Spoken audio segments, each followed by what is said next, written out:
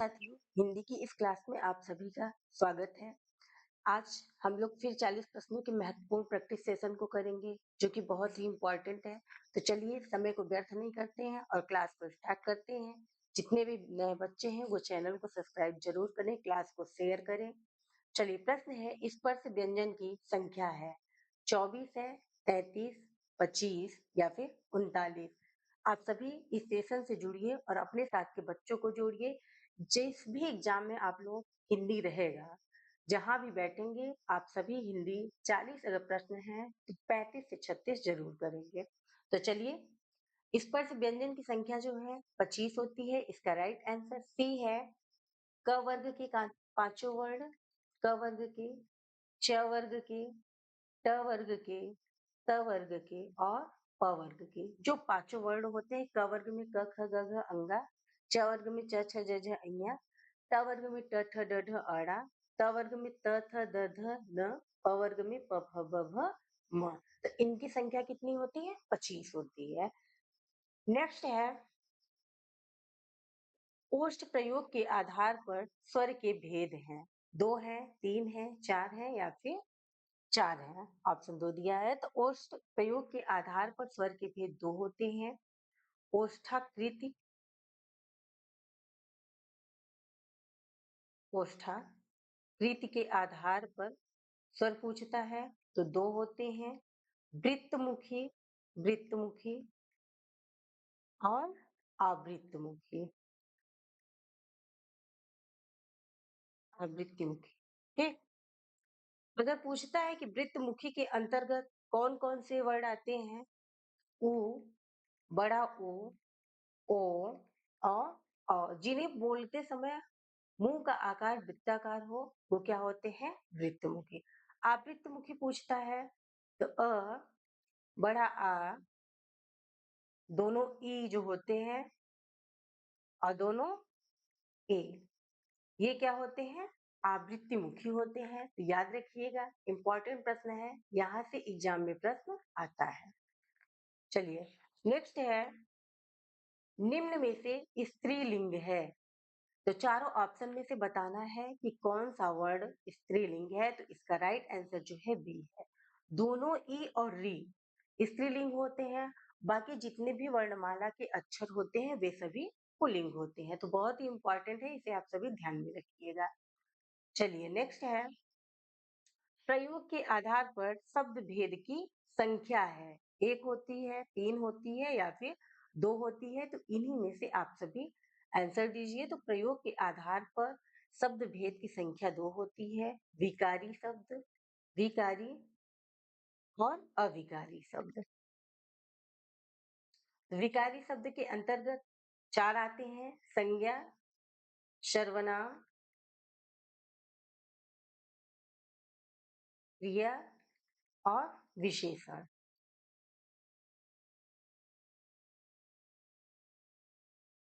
ठीक, अविकारी शब्द के अंतर्गत कितने शब्द आते हैं? इसका आंसर आप सभी कमेंट बॉक्स में दीजिएगा कि विकारी शब्द के अंदर तो 4 आते हैं: संज्ञा, सर्वनाम, क्रिया, विशेषण। अविकारी को शब्द कौन से हैं? उसका आंसर आप सभी दीजिएगा। चलिए, नेक्स्ट है, स्वाभिमान शब्द में कौन सा उपसर्ग होगा यहाँ पर? ठीक, उपसर्ग है।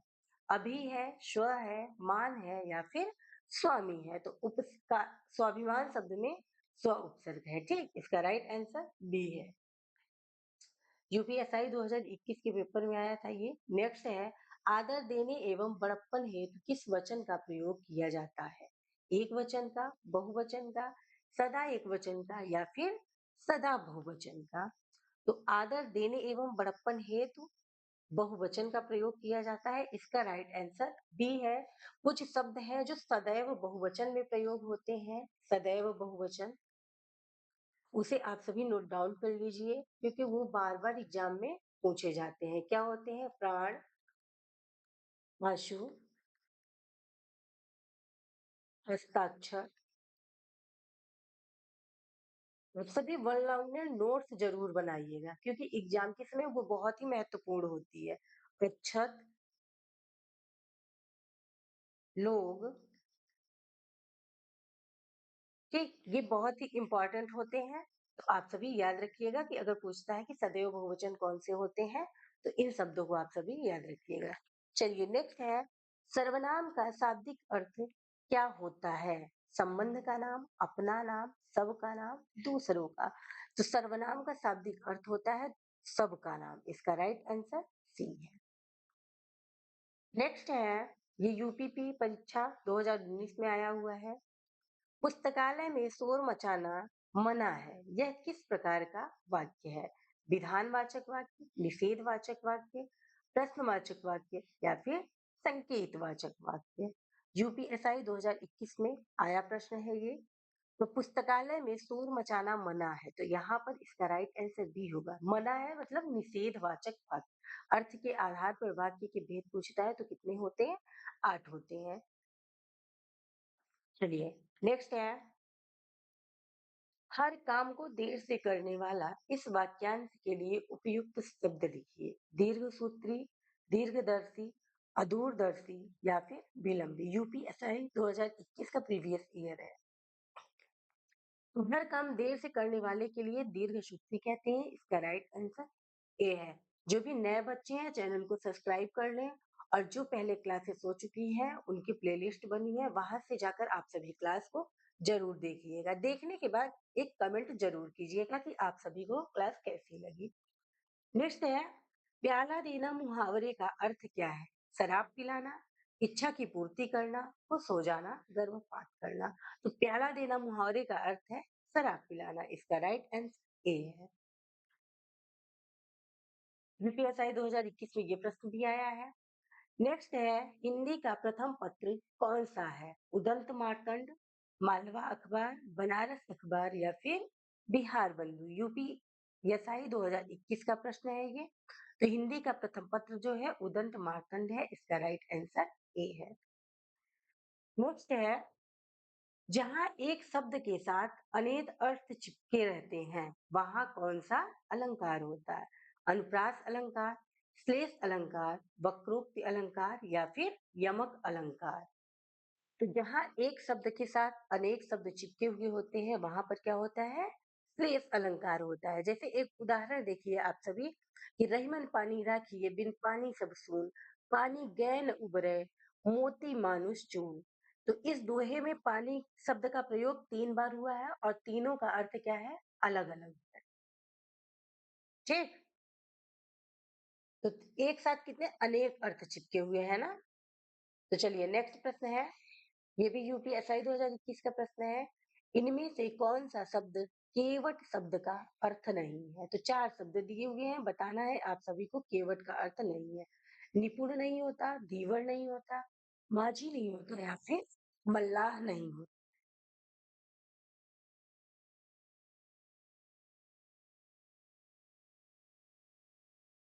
कौन सा नहीं होता केवट का अर्थ? तो इसका राइट आंसर जो होगा ए है।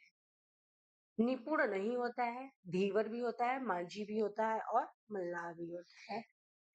यूपीएसआई की परीक्षा 2021 में आया हुआ है ये प्रश्न। नेक्स्ट है, हरिद्रा शब्द का तद्भव रूप क्या है? हरि, हार, हरा, हल्दी? तो हरिद्रा का तद्भव रूप जो है हल्दी है। हल्दी का तत्सम पूछे तो क्या होगा? हरिद्रा है। नेक्स्ट है, दिए गए विकल्पों में भाववाचक संज्ञा पहचानिए। क्या सफलता है, सोना है, तेल है या फिर दाल है? तो इसका राइट आंसर ए होगा। सफलता जो है भाववाचक संज्ञा है। अगर सफलता में पूछता है कि कौन सा लिंग है तो यहाँ पर स्त्रीलिंग है, स्त्रीलिंग। इसे भी आप सभी ध्यान रखिए कि सफलता पूछे पुल्लिंग है या स्त्रीलिंग तो क्या है? स्त्रीलिंग है। चलिए नेक्स्ट देखते हैं, सौर मंडल का सामाजिक विग्रह क्या है? सौर है जो मंडल, मंडल का है सौर, सौर जो मंडल है, सौर का मंडल। तो सौर मंडल का सामाजिक विग्रह जो है सौर का मंडल है। इसका राइट आंसर डी है। अगर सौर मंडल में समास पूछता है तो क्या है? तत्पुरुष समास। रात का पर्यायवाची शब्द चुनिए। पयस है, प्रियामा है, अमीय है या फिर धाम है? तो इसका राइट आंसर जो होगा बी है। रात का पर्यायवाची जो है प्रियामा है। इसके साथ ही जो इम्पोर्टेंट है नोट डाउन कर लीजिए, विभावरी, विभावरी। ये एग्जाम में पूछे गए प्रश्न है। रात्रि, रैन, रजनी, हरदा और सरवरी, शर्वरी। ठीक, ये रात के पर्यायवाची हैं जो महत्वपूर्ण है, तो आप सभी नोट डाउन कर लीजिए। चलिए नेक्स्ट है, भाषा की क्षेत्रीय रूप को क्या कहा जाता है? राष्ट्रभाषा, बोली, राजभाषा, साहित्य। तो भाषा की क्षेत्रीय रूप को बोली कहा जाता है। इसका राइट आंसर बी है। नेक्स्ट है, रचना के आधार पर वाक्य के भेद हैं। 3 भेद हैं, 8 हैं, 4 हैं या फिर 2 है। तो रचना के आधार पर वाक्य के 3 भेद होते हैं। इसका राइट आंसर ए है, सरल वाक्य, संयुक्त वाक्य और मिश्र वाक्य। सरल वाक्य, संयुक्त वाक्य और मिश्र वाक्य। चलिए नेक्स्ट है, शुद्ध वर्तनी वाले शब्द का चयन कीजिए। तो 4 ऑप्शन दिए हैं, आपको बताना है कि किसमें शुद्ध है। दैदीप्यमान, देदीपमान, दैदीपमान या फिर देदीप्यमान। आपको शुद्ध बताना है। इसका राइट आंसर डी है, देदीप्यमान होता है। इसे आप सभी याद रखिएगा, इंपॉर्टेंट है, एग्जाम में पूछा गया प्रश्न है और ऐसे प्रश्न हमेशा एग्जाम में आते हैं। चलिए नेक्स्ट देखते हैं, कला प्रवीण में कौन सा समास है? अव्ययी भाव समास है, तत्पुरुष समास है, कर्मधारय समास है या फिर द्वंद्व समास है? तो इसका राइट आंसर जो है, कला प्रवीण में तत्पुरुष समास है। इसका राइट आंसर बी है। नेक्स्ट है, प्रभु जी तुम चंदन हम पानी पंक्ति किस कवि की है? कबीरदास की है, रविदास की है, हरिदास निरंजनी की है या फिर दादू दयाल की है? तो प्रभु जी तुम चंदन हम पानी, ये रविदास की पंक्ति है। इसका राइट आंसर बी है। नेक्स्ट प्रश्न है, कर्म के आधार पर क्रिया के भेद होते हैं। अकर्मक, सकर्मक, सजाति, विजाति, एक कर्मक, यहाँ पर कर्मक होगा, कर्मिक नहीं, द्विकर्मक, गुणवाचक या फिर सार्वनामिक। तो कर्म के आधार पर क्रिया के 2 भेद हैं, अकर्मक और सकर्मक। चलिए नेक्स्ट प्रश्न है, यूपीएसआई 2021 में ये प्रश्न भी आया था। तो जो शब्द संज्ञा की विशेषता बताते हैं उन्हें क्या कहते हैं? क्रिया कहते हैं, क्रिया विशेषण कहते हैं, सर्वनाम कहते हैं या फिर विशेषण कहते हैं? तो जो शब्द संज्ञा की विशेषता बताते हैं उन्हें क्या कहते हैं? विशेषण। इसका राइट आंसर डी है, विशेष की विशेषता बताने वाले को विशेषण कहते हैं और विशेषण की विशेषता जो बताए उसे प्रविशेषण कहते हैं। तो आप सभी याद रखिएगा इसे, जो संज्ञा की विशेषता को बताता है उसे विशेषण कहते हैं। आम खाया जाता है, इस वाक्य में कौन सा वाच्य है? भाववाच्य है, क्रियावाच्य है, कर्मवाच्य है या तो यहाँ पे कर्तृवाच्य होगा। ठीक, कर्तृवाच्य। ठीक, आम खाया जाता है, प्रश्न है आम खाया जाता है, इसमें वाक्य बताना है, तो इसका राइट आंसर सी हो, कर्मवाच्य है। चलिए नेक्स्ट है, राम खाता होगा, यह किस काल का उदाहरण है? संदिग्ध भूत का, संदिग्ध भविष्य का, संदिग्ध वर्तमान का या फिर सामान्य भविष्य का? तो राम खाता होगा, तो यहाँ पर संदिग्ध वर्तमान, खाता होगा, ठीक, क्लियर नहीं है तो यहाँ पर संदिग्ध वर्तमान है। नेक्स्ट है, करुण रस के देवता इनमें से कौन है? महेंद्र है, यम है, कामदेव है, गंधर्व है? तो करुण रस के देवता जो है यम है। इसका राइट आंसर बी है। चलिए नेक्स्ट है, उपमा अलंकार में सर्वाधिक प्रयोग के लिए इनमें से कौन से कवि प्रसिद्ध हैं? माघ है, कालिदास है, वाल्मीकि है या फिर भास है? तो उपमा अलंकार के सर्वाधिक प्रयोग के लिए कालिदास ही प्रसिद्ध है। इसका राइट आंसर बी है। नेक्स्ट है, यूपीएसआई 2021 में ये प्रश्न लिया है, पूर्व मध्यकाल को हिंदी साहित्य में इस नाम से भी जाना जाता है? आदिकाल से, रीतिकाल से, भक्तिकाल से या फिर गद्यकाल से। तो पूर्व मध्यकाल को हिंदी में भक्तिकाल के नाम से जाना जाता है। इसका राइट आंसर सी है। नेक्स्ट है, आला छंद में कितनी मात्राएं होती हैं? 29 है, 30 है, 31 है या फिर 27 है? तो आला छंद में 31 मात्राएं होती हैं। इसका राइट आंसर सी है। यूपीएसआई 2021 के पेपर में ये आया हुआ प्रश्न है। नेक्स्ट है, कोई आ रहा है वाक्य में कोई किस प्रकार का सर्वनाम है? निजवाचक सर्वनाम है, संबंधवाचक सर्वनाम है, अनिश्चयवाचक सर्वनाम है या फिर निश्चयवाचक सर्वनाम है? तो कोई आ रहा होगा, यहाँ पर अनिश्चयवाचक सर्वनाम है। इसका राइट आंसर सी है। सर्वनाम के भेद पूछता है तो 6 होते हैं, प्रश्नवाचक, निजवाचक, संबंधवाचक, अनिश्चयवाचक और निश्चयवाचक। चलिए नेक्स्ट प्रश्न देखते हैं। किसी कार्य का करने होने का बोध कराने वाले शब्द कहलाते हैं? संख्या, काल, क्रिया, विशेषण। यूपीपी परीक्षा 2012 का प्रश्न है। तो किसी कार्य का करने होने का बोध कराने वाले जो शब्द होते हैं वो क्या कहलाते हैं? क्रिया। इसका राइट आंसर सी। चलिए नेक्स्ट है, मृदुला गर्ग के उपन्यास मिलजुल मन को किस पुरस्कार से सम्मानित किया गया है? ज्ञानपीठ से, साहित्य अकादमी पुरस्कार से, देव पुरस्कार से या फिर व्यास सम्मान से? तो मृदुला गर्ग का जो उपन्यास है मिलजुल मन, तो इसे साहित्य अकादमी पुरस्कार प्राप्त हुआ है। इसका राइट आंसर डी है। चलिए नेक्स्ट देखते हैं, यूपीएसआई 2017 का प्रश्न है ये। 28 मात्राओं का छंद है, रोला है, गीत क्या है, आल्हा है, हरि गीत क्या है? तो 28 मात्राओं का छंद हरि गीत क्या है? इसका राइट आंसर डी है। नेक्स्ट है, क्रोध किस रस का स्थायी भाव है? अद्भुत रस का, रौद्र रस का, वीर रस का या फिर भयानक रस का? तो क्रोध जो है रौद्र रस का स्थायी भाव है। इसे आप सभी याद रखिएगा। रस के स्थायी भाव आप सभी जरूर याद कर लीजिएगा क्योंकि इंपॉर्टेंट होते हैं। और अद्भुत रस का स्थायी भाव पूछता है तो क्या होता है? विस्मय। विस्मय। ठीक। वीर रस का स्थायी भाव पूछे तो उत्साह होता है। उत्साह। भयानक रस का स्थायी भाव पूछे तो भय होता है। ठीक। चलिए चारों याद रखिएगा आप सभी। नेक्स्ट है, पंजाबी भाषा किस लिपि में लिखी जाती है? देवनागरी, गुरुमुखी, फ्रेंच, संस्कृत।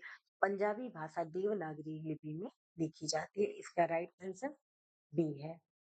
कठिन काव्य का प्रेत कहलाते हैं केशव, पद्माकर, बिहारी या फिर हरिऔध?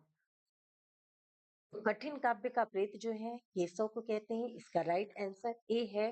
केशव की रचनाएं जो इम्पोर्टेंट है, ठीक, केशव प्रसाद मिश्र के, आप सभी नोट कर लीजिए। रसिक प्रिया, रसिक प्रिया,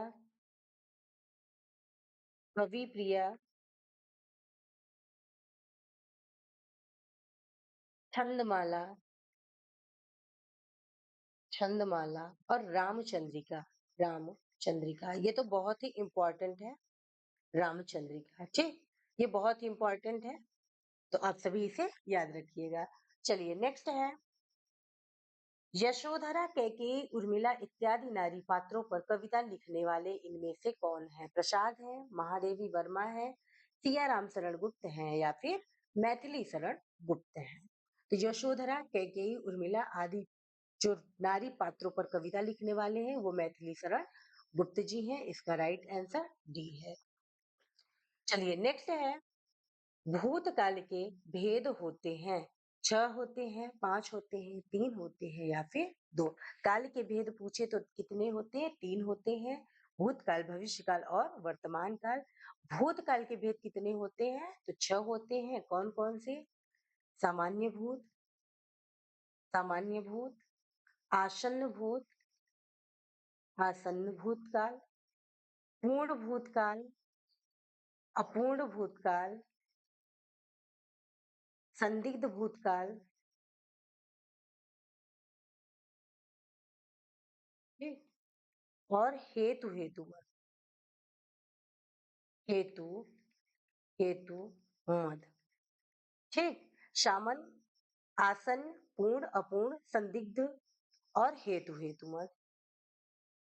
चलिए, नेक्स्ट है और ये हमारा लास्ट प्रश्न है।